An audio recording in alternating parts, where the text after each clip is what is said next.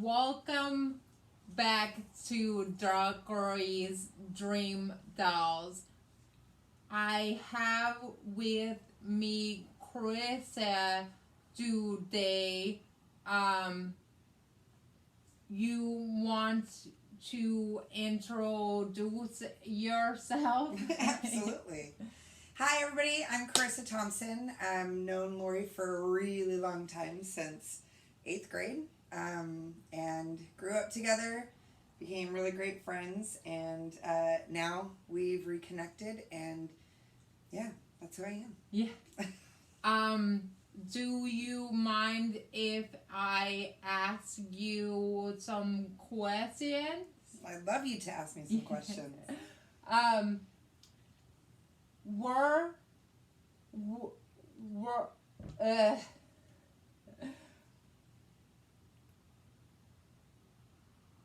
When you heard about, where were you when you heard about what's happening? So I was at home, and I remember getting a message from David, and it was like real short to the point, and he was like, Lori had a stroke, she's in the hospital, and my heart just completely dropped, and I got to this place of, how do I help, what do I do, you know, that feeling of desperation, Yeah. and not quite knowing, do I rush to go save everything, or do I wait to be asked to do things? And so yeah, that was a really weird moment. Yeah. For sure. Lots of worry. I didn't know how bad your stroke was at the time. I didn't have any of the details, so I didn't know if that was the last time I was ever going to see you, which was the last time we hung out. Yeah. So a lot of questions that I had. Yeah, Mm-hmm. I'll bet.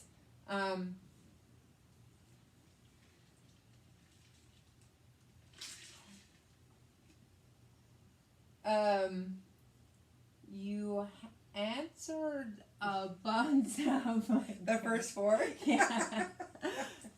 Well done. Yay.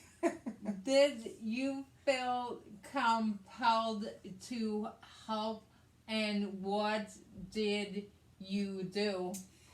Yeah, so instantly, because like I'm a fixer kind of person, so instantly I was like, okay, do I go get groceries? Do I go do this? Do I go do that? And instead, I know how overwhelming it could be for everyone just to jump in and like duplicate efforts. So instead, I kind of waited and just kept telling David, if you need anything, let me know. Let me know whatever I can do. Because I'm in banking, he reached out, and you're a bit of a control freak. So that's not the first time I've heard it. He's like, Chris, I don't want to mess any of this up. Can you come over here and help me? And I'm like, absolutely. You read my brain beautifully. Yeah, you did a really good job noting everything. Yeah. Case something ever did happen to me, I went through it with Dave, and well, let this be a note to everybody else, that make sure that you write passwords down somewhere safe, that you have kind of a process, and maybe even take time to go over it with someone, other than the people who are closest to you, because whenever they're trying to deal with all of the other stuff, it's very overwhelming, and they're worried, and they, you know, they don't remember kind of what you talked about. So, you know, I happen to be a banker. I happen to be her banker. Yeah. So it made sense. But, you know, grow that relationship with your financial institution so that if ever anything happens, you have a plan. Yeah. Right? Because I think that was his biggest worry is, oh my gosh, if she gets better in 3 days and comes out and I've messed everything up, I'm going to be in so much trouble. And at least he knew where passwords were. Yeah, he did really good about handing me everything and saying, this is all the stuff she gave me. So yeah, he did awesome. And your girls were here, and, you know, they were listening, and we just kind of went through all of the transactions and like, hey, this is going to be automated. This is something you're going to have to pay. And we just kind of walked through it. And so I think it was a really great learning lesson for them too. Yeah. Nobody ever wants to do that in this kind of situation. However, you did a great job of laying it out. And so I felt good about being able to do something other than what the norm was. Yeah. It made me feel really good to be like, okay, I get to serve in a different way than other people can. So, yeah, that was good. Thank you for that. Absolutely. Anytime, sis. When you first saw me at the hospital, how did you feel? I don't want to talk about that. So that was super heartbreaking, just because you're so independent, and like beforehand it was always Lori could do anything. Yeah. You could do anything. You're a great communicator. You were great at saying what you wanted, and so coming in there, and it was hard because only one person at a time could come in because we're in COVID. So only one person could go in, and I hadn't been around you yet. Yeah. So it was like you were trying to articulate and say things, but you weren't quite as great as you are now. And so it was damn hard game of charades. Yeah, for sure. So it was like you could, and I wanted to spend as much time as I could, but I knew you having to put in so much effort, it was tiring. So it was like, man, I don't want to overstay my visit because I want her to rest, but I also don't want to just drop in and drop out because only one a day. And it hurt my heart to see you like that. And it hurt my heart to see you in the environment where it, like, no outside windows looking at, trees and all of that. And you being such a creative person, like, I was like, nope, we're fixing that. We're putting you in a different room. Yeah. So I went, it went into, let me figure out how to make the best experience for you. Yeah. Thank you. Yeah. That also really helped during 4th of July. Yeah, to see the fireworks. Yeah. Yeah. I even saw the fireworks from their fair, and they were awesome. That's so cool. Yeah. So what happened was, Lori was in a room where there was no view whatsoever. It was just a bunch of buildings. And so that was really all she was looking at for a long time. And so Lori's very creative, and she loves the beauty of nature and things. And so when I got there, I noticed that there was a room across the way that was empty. It was being cleaned, and I was like, all right, she's going in that one. So we talked to the nurses, and they were able to move her. But I can't imagine being in some place like that for so long and feeling so isolated, and what that does to someone's psyche and just their, your emotions, I'm sure. Yeah. I couldn't watch TV because it's too stimulating, and I look out the windows and yuck. Yeah. At least I have when change room and I had birds. They were interesting. You're like, no, come back, bird. Yeah. I think it's funny that you said you couldn't watch TV because it was too stimulating, but you have this as a friend. Yeah. You're probably like, where's the power to her? How do I turn her off? It's not okay. No, not at all. That's hilarious. Yeah. You're like, mm-mm. She gets one visit.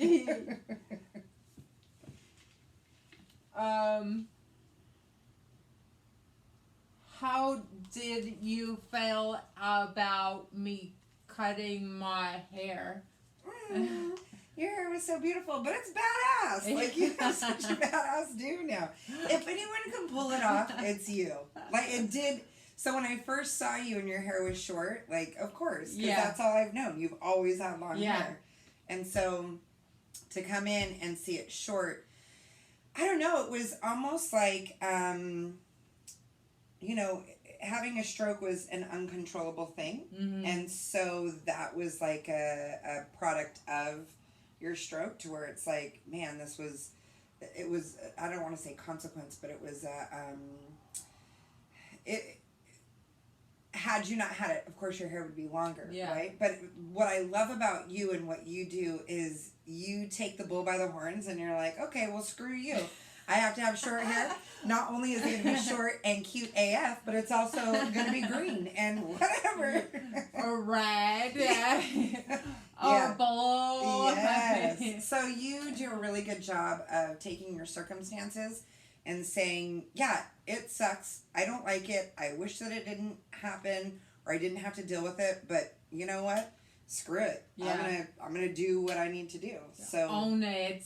Yeah, for sure. Did you see my video of me cutting my hair? No. Is it out there? I've seen every other video.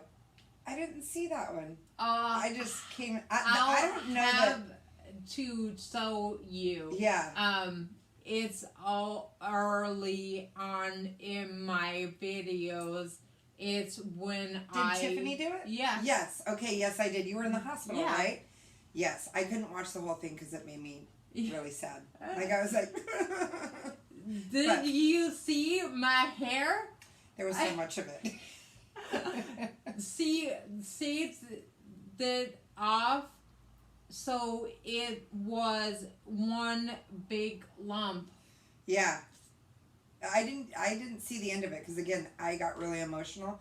For some reason, that was a hard one for me. Yeah. I mean, coming in and initially seeing you was hard just because, like, who you are and what you are about. It's like this thing that came in my mind took my friend until I realized, oh, my friend's still there. Yeah. And she's all the same. She just maneuvers and functions differently now. And so, that one, and that was before I came to see you in the hospital. Yeah. So whenever I started to see that video, it was like very overwhelming for me, which is horrible because, I mean, oh yeah, you get to look at it from a screen. You're existing and living in it. So it's like, get over yourself. But yeah, it was hard. I understand. Yeah.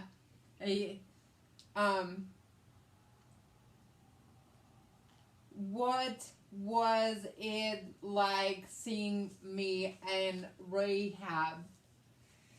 Oh man, that was really cool because it was like it you know, spending time with you before that, there was like this, man, I hope she's going to be able to get some of her independence back and get some of her life back. And then watching you kick ass in rehab, I was like, oh, ain't nobody going to tell her she can't. Never mind. So it was very reassuring to see that there were people working with you. They were super awesome. They treated you with respect. They pushed you, but they didn't push you so hard that it was, they figured out you're a fighter. Yeah. You know what I mean? I think that if you weren't a fighter, I could see people being very frustrated at the things that you'd have to do, but you were like, okay, no, I'm going to do one more, you know? And there were so many times where I was just like, oh, I'll just help a little. And I'm like, Krista, stop. That's enabling. Don't do that. Like, let her do it. So, part of it was difficult just because it's like, man, I want to help her drink, you know, this water or do this easier. And then other parts of me were like, no, she has to do it on her own. Yeah. That's the hard part. Yeah. Well, and my whole goal when I was there was I just wanted to make you laugh as much as possible. Yeah. You know, and just be like, let's laugh about it. You did. Yeah. You're like, and turn her off. Too much stimulation. Not.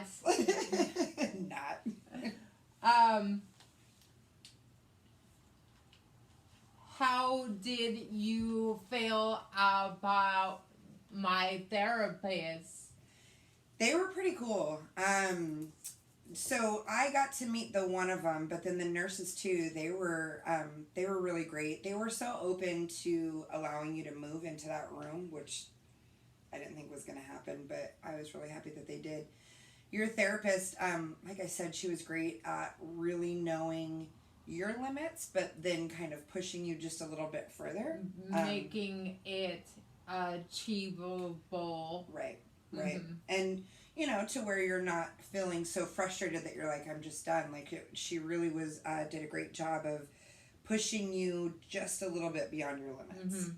And afterwards you were tired, but that's great. Yeah. It's like that's the whole point. So no, she was awesome.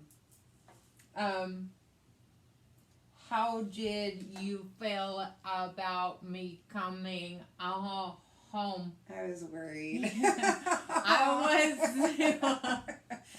was only because okay, so when you experience something like this, whether it be a stroke or you're sick or whatever, I know at the front end everybody's like, how can I help? How can I help? And it's like almost too overwhelming, and it's like you get groceries from everybody and everybody's bringing over dinners and everybody's doing all these things, and it's overwhelming and it's appreciated, but it's like all in the front end and then it withers out, right? Mm-hmm. So it's like everybody does everything at the beginning, but then it's like, okay, no, I still need help, and so where is everybody now?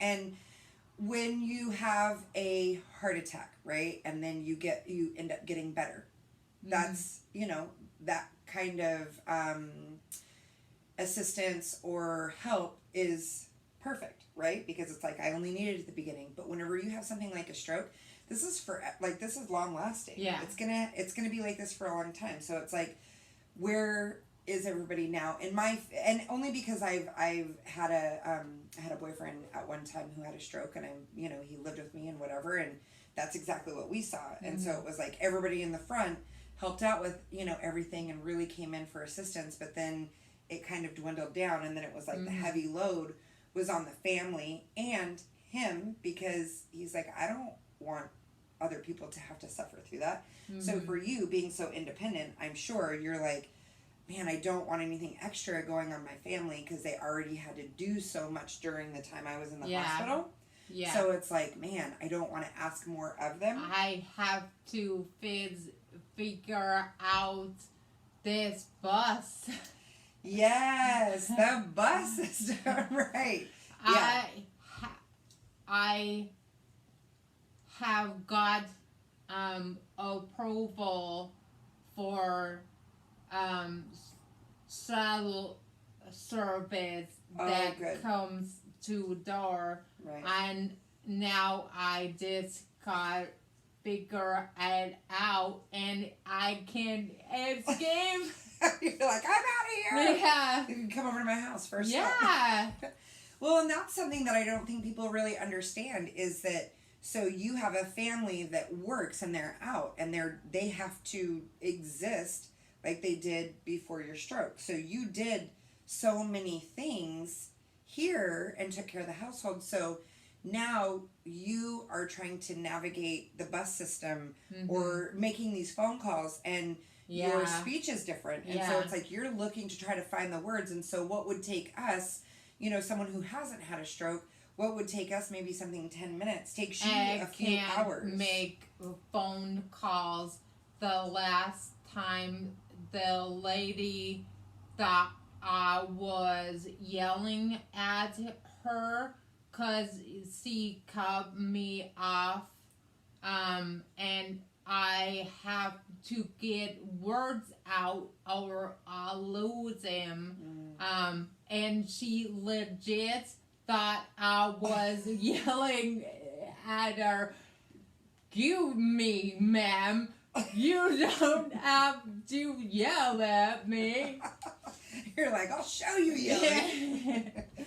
But that's the thing, is like, I don't think that people really understand that. And so, we as a society, like, those kind of things, especially you being so independent, that's not something where you'd be like, hey, Krista, I need to try to navigate this. Can you come make some phone calls with me? Like, you're not going to do that. So, you know, for us as friends and support to say, man, let me think about what that might look like, and let me reach out and let me try to offer as much as possible. You may not take it on because, like, you are independent, so you probably would never even say, yeah, come help me do this.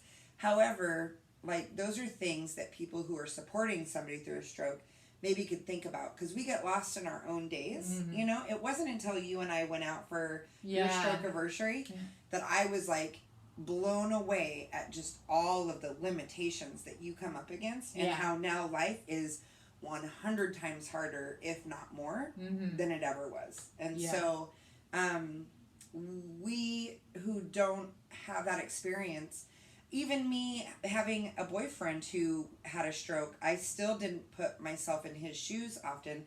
I just went into take care of it mode, right? And just took care of the household and whatever. But with you, I get to see it from an outside view, and where I'm like, oh man, these things could be adjusted, or these things, or she might need this. And so I didn't know until I had stroke. Right. Yeah. Right. Well, I think that's the important part, is those who are, you know, living with something new that's outside of the norm, you know, so like a stroke would be one of those examples, you know, pulling into folks that are, you know, in that situation and finding out, how can I be a better voice next to you, or how can I do things to advocate for you, like the bus system, right? Yeah. So it's like, I didn't even know all the things that were a ramp. Yeah. A ramp. Mind blown. Yeah. Yeah. I didn't know. I would have never known. Yeah. So it's frustrating, right? Yeah, and Bus King County has a system with cards, blind and deaf and non-English speaking and hard time speaking. So 3 cards, and it lets bus driver know they don't implement the system, but I thought was a good idea. Wear a card or show a card to make sure bus driver knows I need a ramp, and I'm not yelling. You should just get a shirt that says, I'm not yelling, I had a stroke. Be patient with me. Yeah. I think that was like my biggest eye-opener when hanging out with you two, was the amount of grace that you have to have for other people. And that was like a showstopper for me. Because, you know, I was like, what's the hardest thing that you've had to kind of overcome? And you're like, having grace for other people and remembering that they don't know. And I'm like, you've just been through this like life-changing experience that has taken you from going 90 miles an hour to 2 miles an hour. Yeah. And you've had to readjust your whole entire life, have gone through all the emotions, all the frustrations, all the hurts and the pains and the growing, and you're the one who has to have grace for people? What? Like, one more thing? Remember me ordering? Oh my God. I tried. Oh, you did. And that was hard too, because the whole day I'm like, okay, I'm not going to go in and just open the door and do all of these and just be I'm not going to accommodate. I'm going to let her try to navigate it. And then whenever we come up against things, be a voice, you know? And I was really patient. So they were real lucky. You want to see yelling? But yeah, it was crazy, because it's like, as we were sitting here just navigating, you know, life together, it was like we had come up with so many different things that were like, oh, if this were here, then that could offset these struggles, right? So it's like, this is why representation is so important. So people who are in a certain position, having them serve on boards, having them serve on advisory councils, having them serve, you know, for example, like a restaurant advisory council would be great. Yeah. So that people who have disabilities can say, yeah, you're like 4-mile ramp. I just spit. Sorry. I did. And I felt it in my eye. I was like, oh, just kidding. I have stroke pain. What am I supposed to blame it on? Yours is your stroke. What is mine from? So, you know, the ramp going into the restaurant, which was the disabled entrance, the ramp was so long because they're like for wheelchair.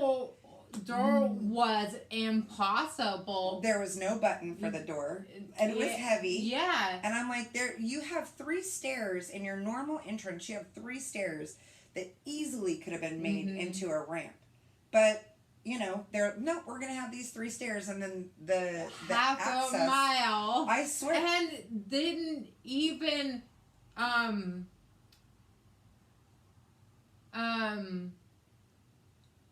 I didn't know it was there until afterwards. Yeah, for sure. So, right, going in and then being stopped at the stairs. Luckily, you could go up the stairs with me assisting you. But what if you were by yourself? You would have not been able to access that restaurant independently by yourself. It was Duke's restaurant on the waterfront, by the way. Hopefully they fix it. Give her a call to find out how you can. Yeah.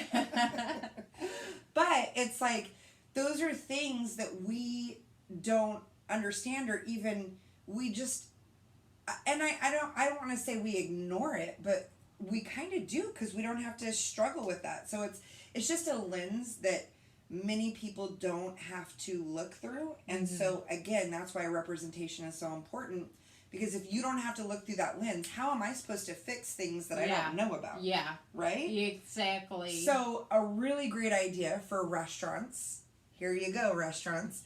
Get an advisory council and go talk to people who have been stroke victims. You know, go and learn about this. Have them be a part of it. People who have, we were saying there was the disabled entrance, but again, they're saying, oh, people who are disabled have wheelchairs.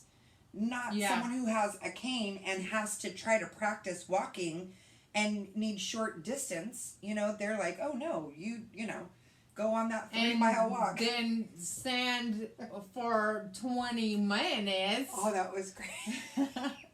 Yeah, And no chair. You don't have chairs in restaurants. I felt like I did a really good job. Yeah. I was like, what was that? You know? Yeah, that was, and that's the hard part, right? Because it's like, I can communicate easily. Yeah. So I can't even imagine if that's happening. I would have had to wait standing, because I can't advocate for myself. Right. As harder is restaurants, because it's noisy. Right. Yeah. Well, and that's the interesting part, right? Is that there's all kinds of things in life where people have limitations and barriers that other people don't. And so when that happens, whenever someone who doesn't have that limitation or barrier, what are you doing to advocate for those who are not being heard, right? And there's so often, and we were talking about this, where, you know, I was like, when you go out, who advocates? And you're like, man, it's really hard, because I don't know that a lot of people know how to advocate. Yeah. You know? And so it's like, it's easier just to, you know, accommodate you and, you know, whatever, instead of saying, no, this isn't right, you know? So for me, I think about it like, how would you independently be able to navigate that? Yeah. You know, because you're an independent woman. And so I think other people would be too if they had that voice, but people with strokes, especially aphasia, don't go out into the world, they learn pretty quickly that no one knows what aphasia is. So they assume lack of intelligence or deaf. Yep. Yeah, I remember you saying that. And even when you were trying to order, and you started talking and the server was like, I'm sorry, what? And I was like, oh, what? But it's like you were saying, people aren't trained to know how to handle that, right? And no one has ever heard of aphasia. I didn't know what it was. Yeah. So I think that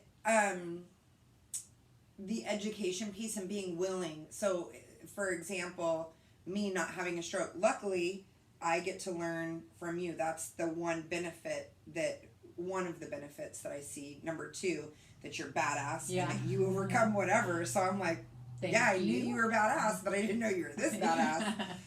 But I think that's the important takeaway of all of this is that, when someone is experiencing something, just taking the time to ask questions and find out how you can be helpful, find out how you can just make it better for everyone around and not just how do I make it better for me, right? So we just live in a very selfish society sometimes, and so I don't think it means to be right. There's just no one to educate, right? Yeah, and that's what you kept going back to when we went out, because I was getting frustrated and you were like, there's no one to educate, and that's a very great point, knowing that we have to create that, right? So we now know that, right?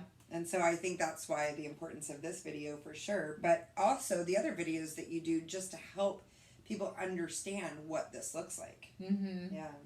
Yeah.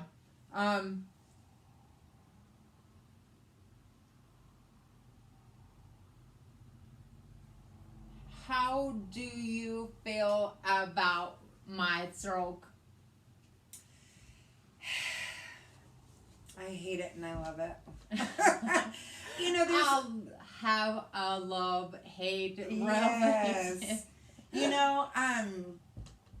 I hate that you have had to modify and experience things that are so difficult, because I love you and I never want to see you go through anything difficult, just like you would never want to see me go through anything difficult.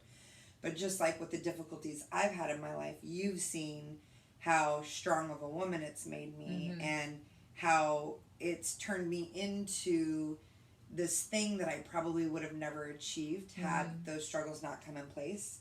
And you're a fighter just like that. So because you are such a fighter, I think that it happened for a reason.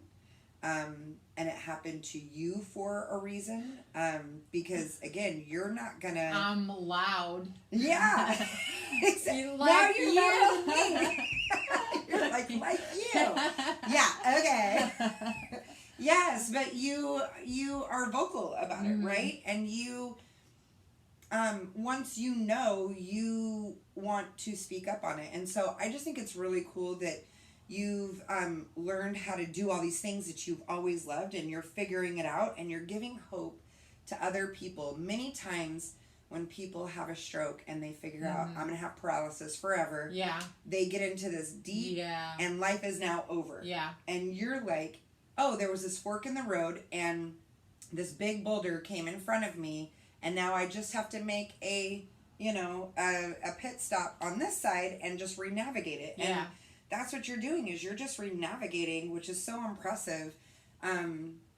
just when I thought I had life all figured out. Don't ever think you have life figured out. Once you do, guess what happens? Lesson learned. She's like, I figured it out fully. Yeah, no, I think, you know, out of anyone, that's the sweet and sour of it, right? Like the good and bad is that out of anyone, I would have never wanted to see someone as amazing and wonderful as you have to navigate this. But out of anyone, if there's anybody who's going to make the best of it, it's you. Yeah. Right? So it's like, it's a bittersweet. And, I mean, I think your hair is badass. So you would have never done that. Yeah. I never would have. I know. I kind of like it. I know. I might just cut my hair. Yeah. Summertime. You said, yeah. We're not doing that here. That's not what we're doing. Oh, that's hilarious. How do you feel about me celebrating my stroke anniversary? That's you taking lemons and making lemonade out of it, right? Like, that's you saying, there's this thing in my life that it was dark, it was hard, it changed the whole trajectory of everything, and now I'm going to celebrate it. And what I love about you, you're so great with, like, perspective of things, right? So for you, it's like, these things can happen, and there's so many people that quickly go to, this happened to me, and man, I don't know how life's ever gonna, and it's like this thing, and I get it. Yeah. When something like that happens, that's so easy to get to. But you're like, nope, it's not gonna run me. It's not gonna define me. I'm going to define my stroke. So I'm in control. Yeah. Oh, that's right, you're a control freak. It's about time you figured it out. That's why all of this. But that's what I love, is that you're like, I'm not going to allow something else to control my outcome. I'm going to put the control of my outcome in me. And even if that means that every day I have to wake up and it's really hard, and for 7 days I feel like I've been beat up, that one day I feel like I achieved. And so you're constantly looking for those achievement points. That was last week. You're like, I don't even want the last weekend at all. Yeah, it's that's what I love about you, though, is that you take this thing that's ugly and hard and killed a piece of you. Like, it literally killed a piece of you, and you said, you know what? I'm going to love you anyways, and I'm going to celebrate you anyways. This thing that happened, I'm going to love and celebrate you anyways, and I'm going to move forward. You can go up or you can go down. The choice is yours. See why I love this girl? Jeez. Yes. That's what I'm saying. If you could say one thing to a friend or family member of a stroke survivor, what would it be? If I could say one thing to a friend or a stroke survivor, what would it be? I would hold on to hope. Like, hold on to the hope that you will be able to exist. It may not look the same as it did before, but you never know. There may be so much more beauty in it. I mean, I think for you, one of the things that you realized is, the quality of friends that you have. Yeah. Right? Yeah. The quality of people surrounding you that love you. Also, you've learned that, you know, the world, they act the way that they do. The people in it act the way that they do because they just don't know. Yeah. You know? And so I don't think that, like, for me, I wouldn't have that much patience. Like, if I'm seeing somebody do something to someone else, I'm angry at that person. I'm not frustrated at their lack of education, right? So I think what I would say to someone who's suffering a stroke or who has had a stroke is, it's going to be hard. It's going to be a super difficult fight, but you are well worth the fight. Like, finding who you are now It doesn't mean that a piece of you died. It means a new piece of you has been birthed. Yeah. You know, and so I think that's the most important part, is that I don't have to die alongside this and again let my stroke define me. I get to be rebirthed and define my stroke. What would you say to friends or family members of a stroke survivor?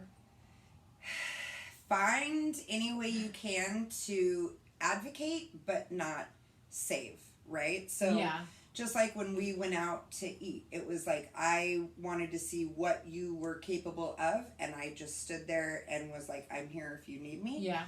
So I think so often we see people struggling, especially ones that we love, and we want to hurry up Yeah. and like fix it and make their day better. But what happens when I'm not around? Yeah. You know, and I think that's the most important piece, is if I'm not around. To give independence Yeah. is so important. So freeing, right? Yeah. Especially someone who's so independent in the first place. This one over here. So yeah, additionally, what I would say to a family member or a friend of is that, especially with a stroke, this is not ever completely gone. A stroke will leave a long-lasting impact forever, whether it's a minor one or it's a severe one. And it's something that but is always improving. Never a day goes by that I don't work and it improves. Never improve completely. right. But it ever changing. Right. Well, and I know that there's times where, because people look at a stroke as a sickness, and it's not necessarily a sickness that goes away, right? So it's just something that will always be there. And so I think what happens, like friends and family sometimes will say, oh, well, whenever they're back to their self, then they'll go do stuff. Yeah. And so it's like they pull themselves away. Yeah. And it's like, well, don't wait till I'm back to what you feel is normal. Yeah. Like, come here now because I need you now. Yeah. So I think I would let friends know to keep plugged in. Otherwise, you don't get to know the new me, and you be uncomfortable forever. Right. Once you see me, you don't feel sorry. You laugh. I certainly don't feel sorry for you. Especially after that day. I'm loud. Almost as loud as you. Yeah. Feel sorry for Dave. Yeah, I do feel sorry for Dave. Sometimes I'm like, Dave, don't you mess it up. She still will whoop you. Yeah, I think that's when those kind of things happen, and it goes back to you finding out what your friends, who really was able to plug in, and then who was kind of there on the surface level. And that's what these kind of things do, is it reminds you of who is there because of you, and who is there because of the things that you provide in that relationship. Yeah. So it's a painful process to go through, but it's also so liberating, because it's like, wow, I was wasting a lot of time on these kind of things, and now I know where to put my focus. Yeah. And it's freeing. It's cleaning out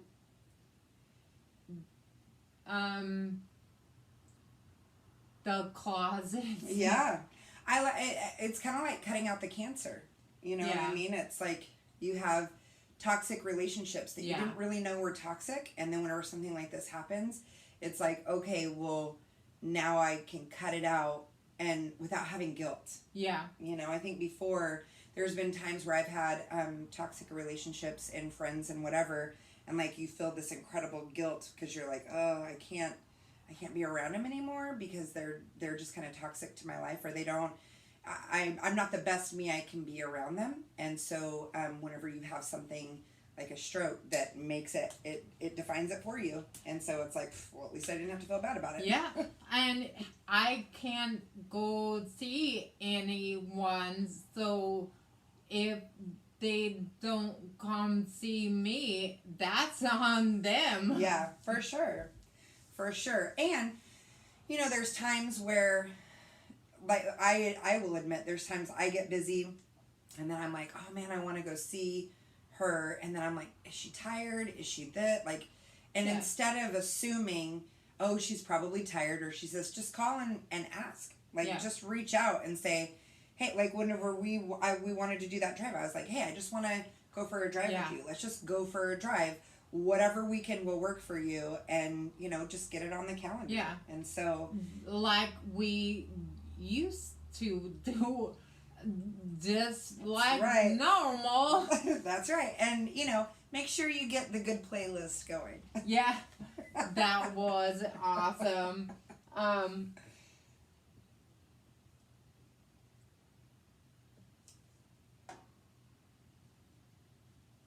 Your answer is right there. You know what's funny is my answer for your last question is Yeah. right there, but I feel like it was so much Yeah. longer than what I told you. You're like, this was supposed to be 5 minutes. Thanks for turning this into an hour. No, I think it's awesome. Yeah. Can I give you a hug? Yes! Absolutely. I love you. Thank you for joining me. Yes. And maybe we can do this again sometime. Let us know if you want to hear some more. But Yeah. yeah. I'm totally down. Education and raising awareness, as you know, that's kind of my thing. Yeah. So, absolutely. Anything you want to hear Chris speak on, let me know. Let us know what challenges you face. Yeah. Whether you have had a stroke or Yeah. you're trying to support someone who had a stroke, because that's hard too. I mean, as a support system, it's hard to know what to do and it's hard to know where to go. And so, yeah, we're totally down Especially in COVID. Yeah. Yeah, COVID's been... It Sweet COVID. affects therapy and support groups. So let's just form it here. Yeah, let's do it here. Right here. Leave it in the comments. Bye for now. See you later. You're cute. You're cute. Deuces.